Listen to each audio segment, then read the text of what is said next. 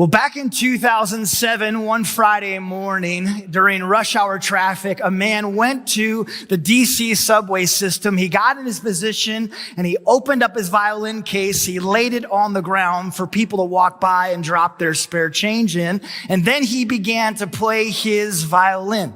He started to play. Now, this isn't an abnormal thing. It's not abnormal at all to see a street musician on the streets of DC. People often do so to make a little money. But that morning, in the first 43 minutes of this man playing, over 1,000 people walked by. They didn't stop. They continued to walk by. 1,097 people to be exact. Of that 1,097 people, 27 of those people dropped their change in his case as they continued to walk by. And of that 1,097 people, only 7 of them actually stopped and listened. Only 7 stopped and listened. No big deal, right? Except for the man playing was named Joshua Bell. And Joshua Bell at the time was one of the greatest musicians of all time. He's considered the greatest current violinist in the world. Joshua Bell was playing one of the most elegant songs ever written, and he was playing on one of the most expensive violins that you can possibly find, a 1713 Stradivarius, currently worth over $14 million. Just to say it, typically, one of Joshua Bell's concerts would cost you hundreds of dollars to attend. That day, in the 43 minutes, he calculated and brought in $32.17. Most of Joshua Bell's concerts always sell out, but that day, over 1,000 people walked by, and only seven stopped to listen. My question, how did they miss him? How did they miss him? This week, all week long, I've been listening to Joshua Bell play. His music is extravagant. It's beautiful. It's incredible. How did they miss him? An even more important question to ask, how do we miss it? How do we miss it? They missed it. How do we miss it? Adam, what are you talking about? Every single day, you and I, we are surrounded by beautiful things that every day we somehow miss.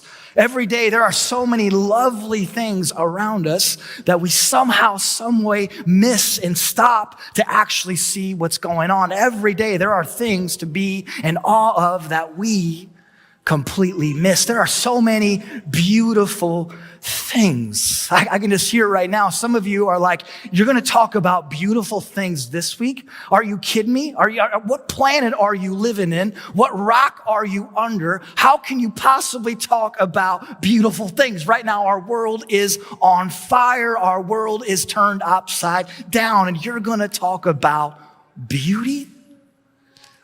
Earlier this week, I had a dad randomly stop by the church office, a manly looking fella. He came in and came out of my office, and I saw him, and he was just kind of standing around looking like he needed something. And so I walked up to him and I just said, hey, is there something that I can help you with? Do you need something? And instead of responding, he just immediately began to sob in front of me. And so I said, let's go in here. And so we went into a room.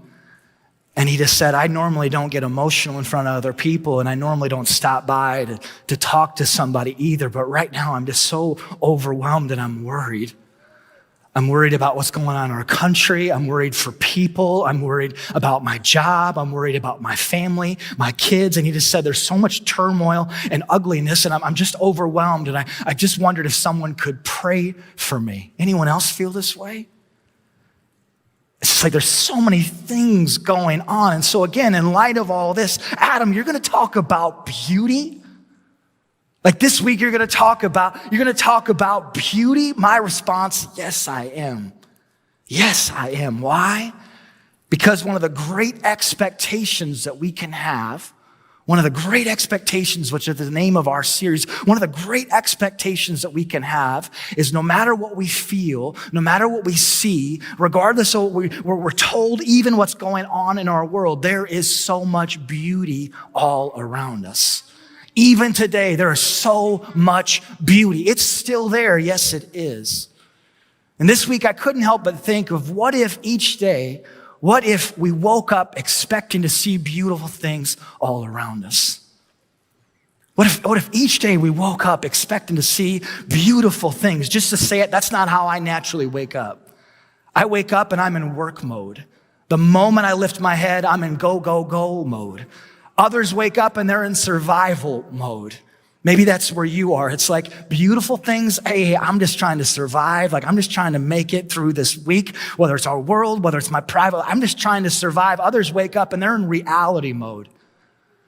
And their mindset, this life is hard and life is dull. It's not beautiful, but that's life. So suck it up and get back to work instead of talking. But what if we woke up each day and we expected to see beautiful things all around us, even in this week, even in this day? What if we expected beautiful things all around us? And so how do we see it, right? I mean, if there's supposedly beautiful things all around us, how do we see it? In the midst of all the craziness, supposedly if there's beauty, how do we know it's there? Well, for this series, each week we've been looking at the Psalms. And if you ever read through the Psalms, there are certain words and certain phrases that you'll see over and over and over again. Simple phrases like the phrase, be still. Other words like behold and look. Other words like Selah. The word Selah shows up over 70 times in the Psalms alone, and it simply means to take a breath or to take a break, to pause. Over and over again, there's just these reminders to stop, to be quiet, to behold. And so how do we see the beauty that's all around us? Well, just taking some advice from the Psalms, a good place to start is to stop and look. Stop and look. How do we see all the beauty that's around us? Stop and look. It seems too simple, right? But stop and look. How did over 1,000 people, miss one of the greatest musicians of all time on their way to work? Because they simply didn't stop and look. Now, just to say it, it's one thing to physically stop. During this virus, so much has physically stopped for us. It's one thing to physically stop. It's another thing to stop in here. It's another thing to stop in here. I've found that anybody can stop physically for a few seconds, but it's another thing altogether to get this in here to stop, to get this in here to stop, and to look around for even 60 seconds. That's another thing altogether, to actually stop and look. The other day, I stopped by Starbucks on my way to work, and that specific day, I was in work mode. I was like, I'm gonna grab my coffee to be able to make it through this day, and so I was thinking about my schedule. I had a podcast I was listening to at the same time. I pulled up to Starbucks, I rolled down my window, and as soon as I rolled down my window, I start trying to place my order, but there's this bird that is so loud, the person on the other side can't get my order. And so I'm like, it's a grande, it's an iced coffee with sugar-free vanilla and cream.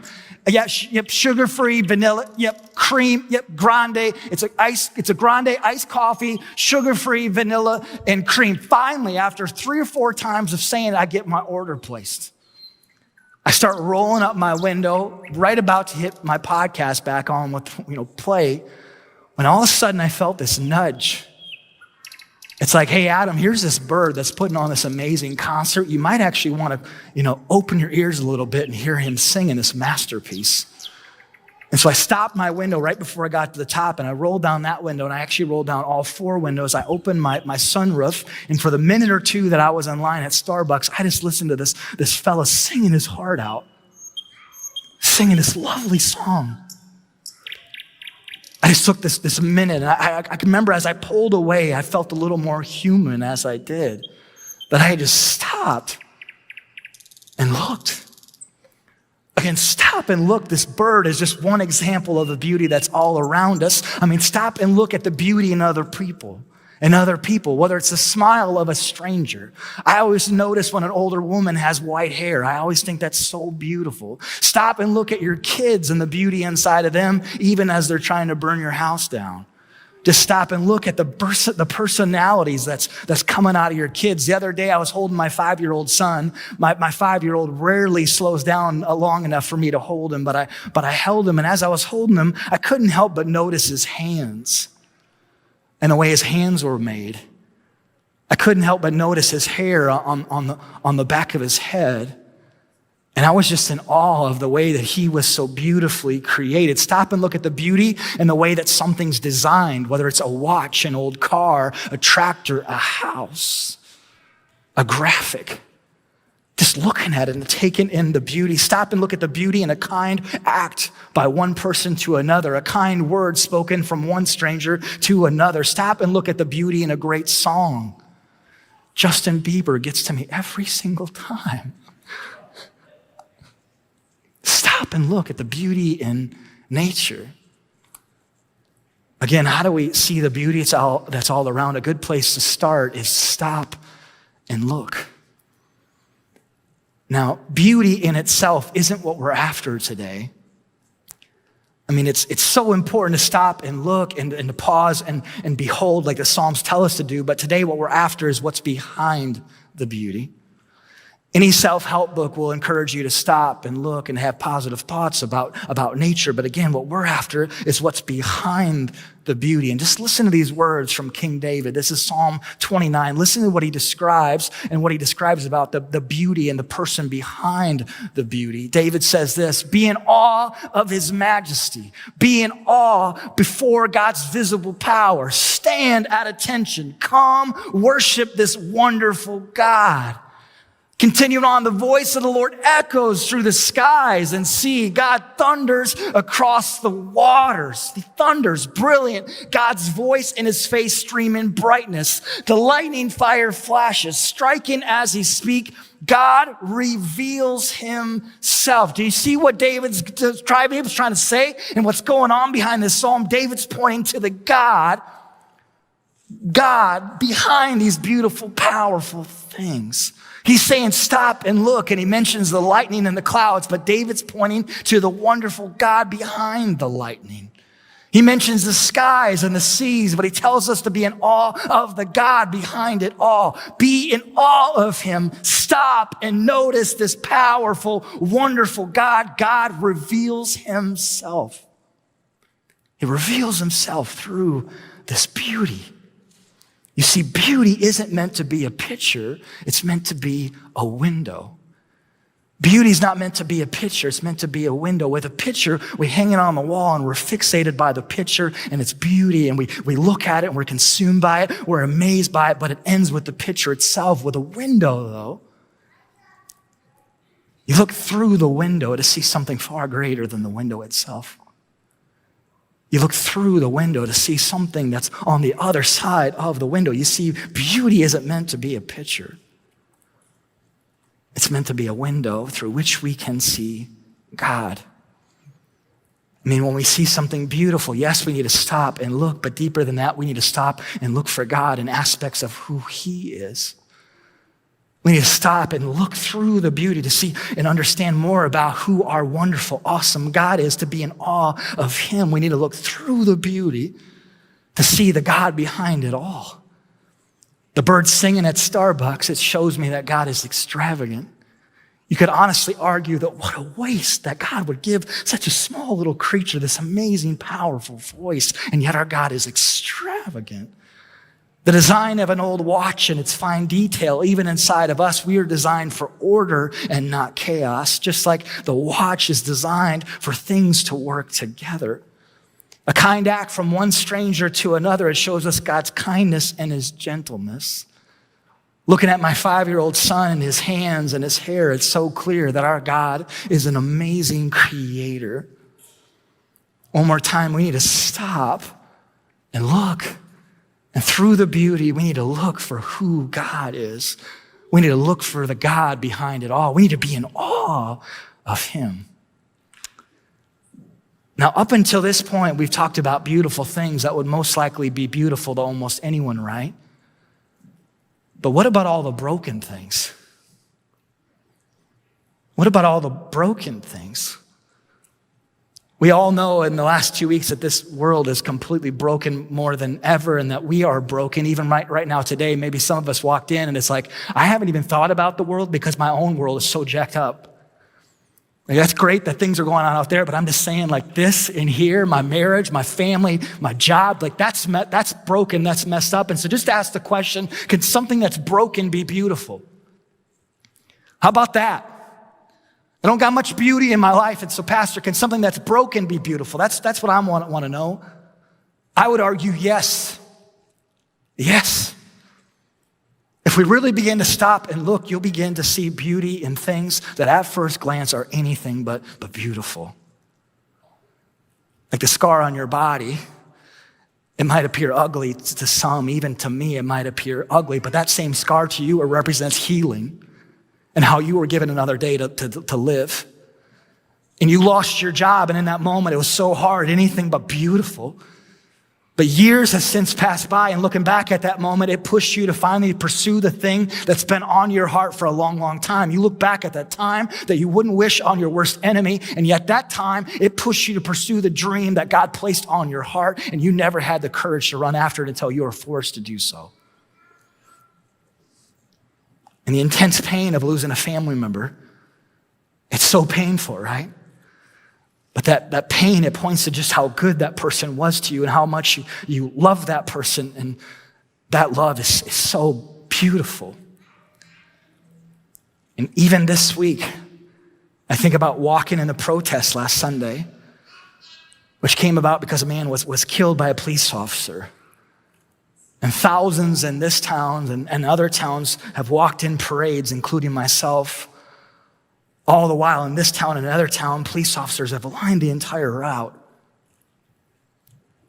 As we walked the other day, I saw numerous African Americans intentionally going out of their way to shake the hand of every police officer along the line and just simply said, thank you.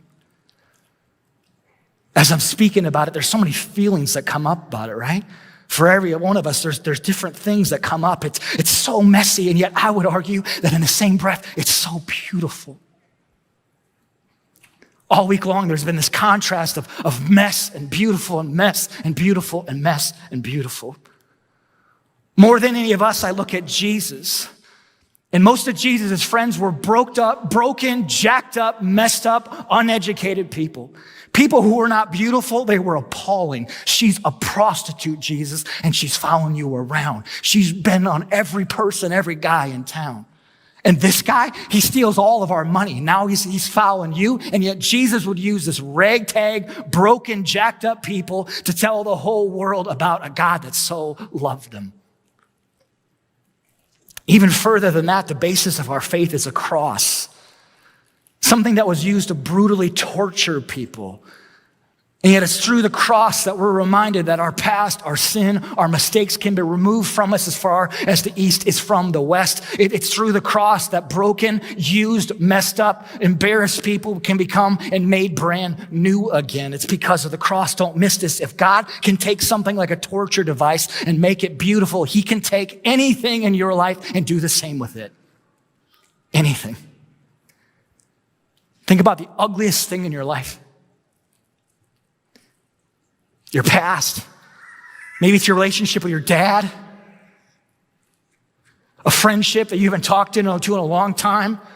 The terrible season you wouldn't wish on anybody. The bankruptcy, the failure. If God can take a torture device and make it beautiful, I promise he can take that and use it for something beautiful as well.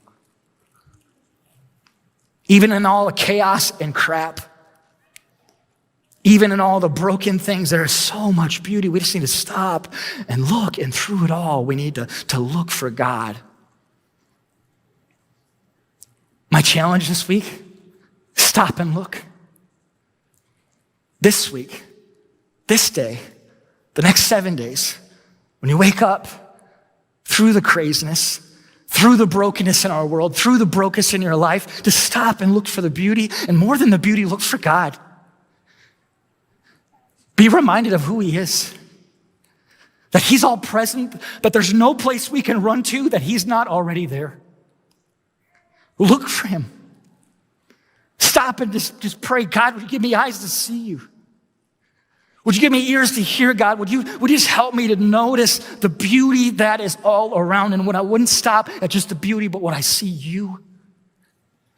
When I see who you are, through all this crap, through all this mess, through all this pain, would you just show me just a little bit more about who you are?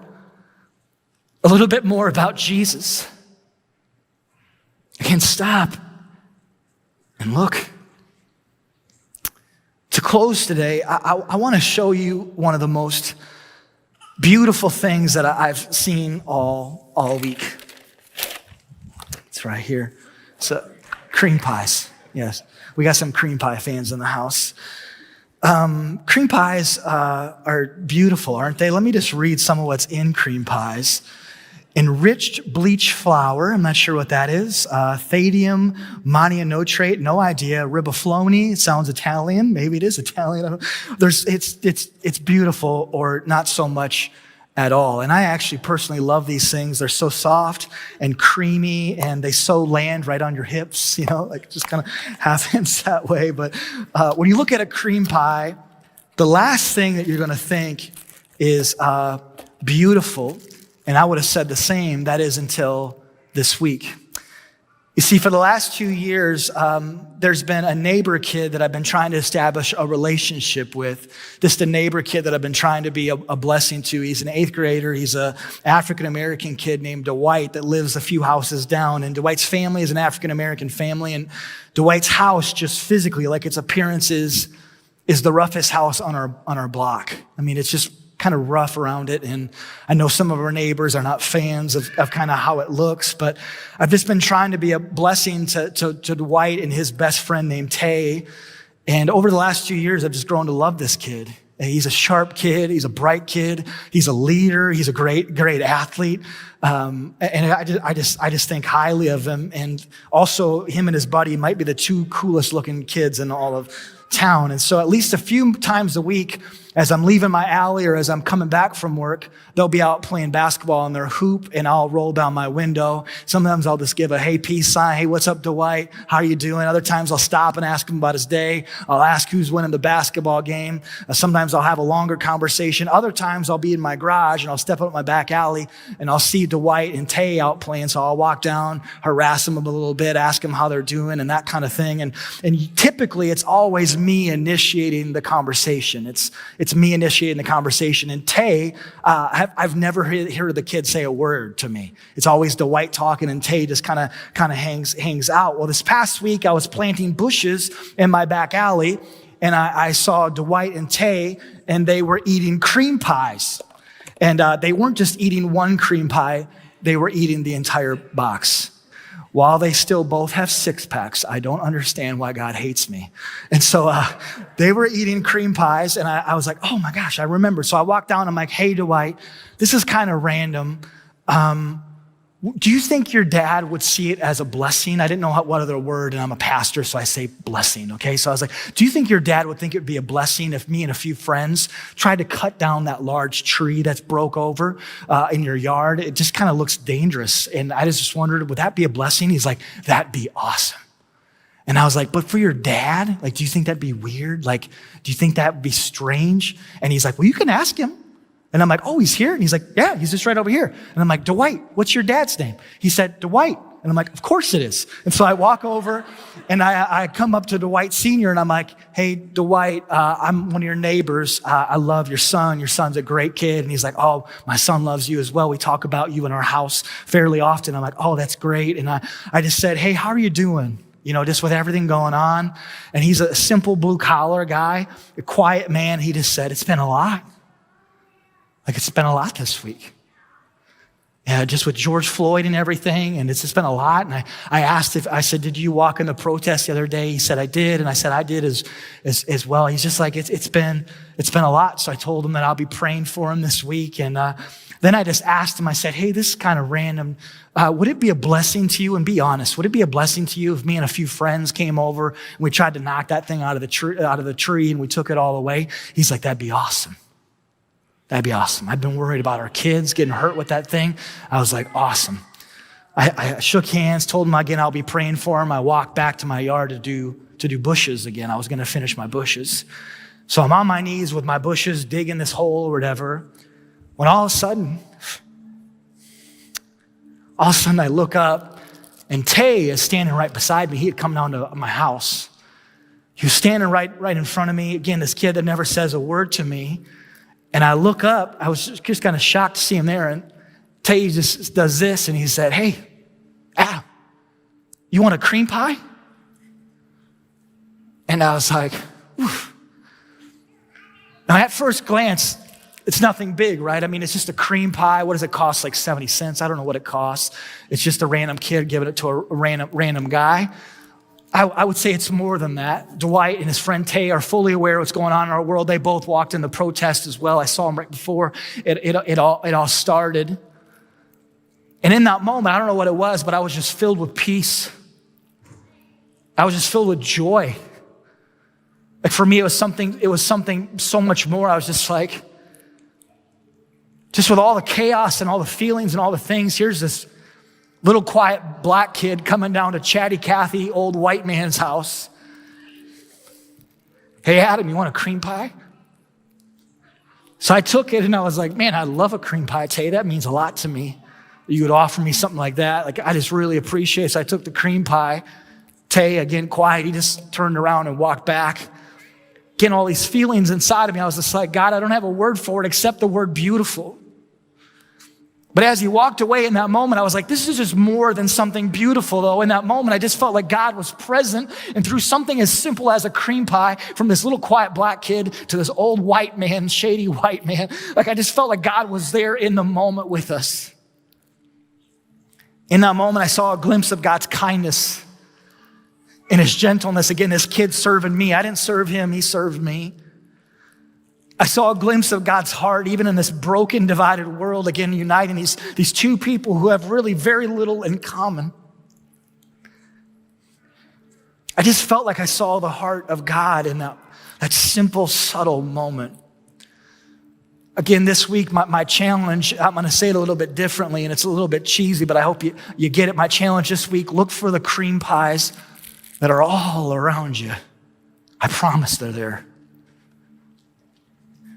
In spite of our broken, messed up world, in spite of your broken, jacked up life, I know some of you are just like, I am so messed up. I'm so broken. I'm so hurting. I'm so addicted. Even then, I promise you there are cream pies all around. Just have eyes to look for them, to stop physically, but even in here, and just begin to look. Look for the beauty, but more than the beauty, look for the God behind the beauty. Try to understand a little bit more about who God is, a little bit more about his heartbeat for us and for others, just a little bit more about his grace and his love and his justice and his mercy and his faithfulness and his kindness and his self-control. This week, I just want to challenge you to stop and look. More than stop and look, my encouragement would be that you would have great expectation. You would have high expectations that beauty is all around. Let's pray. Gracious Father, Heavenly King, we come before you thankful for who you are. Lord, we're thankful. God, we're thankful that in the midst of the chaos, you are there. In the midst of the brokenness, you are present.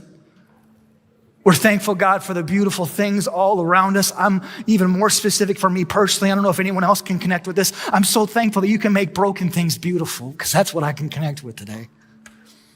And so, God, I pray you'd give us eyes to see, ears to hear. Even right now, this moment, that we just begin to look and see the beauty, that we wouldn't walk past the greatest musician of all time, that we wouldn't close our window to this beautiful bird singing this masterpiece in the trees, God, that we'd stop and look and we'd see you all around. Lord, we love you. We thank you. We pray all these things in the name of Jesus. Amen.